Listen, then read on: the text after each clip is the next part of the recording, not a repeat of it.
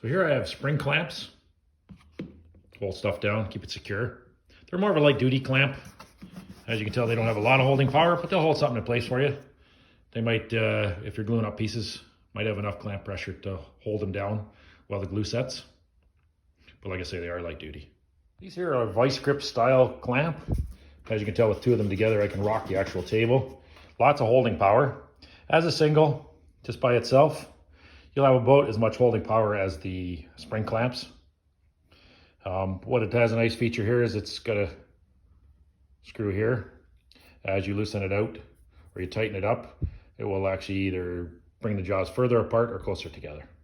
To work properly, you have to snap it into place, and that's what holds it in place.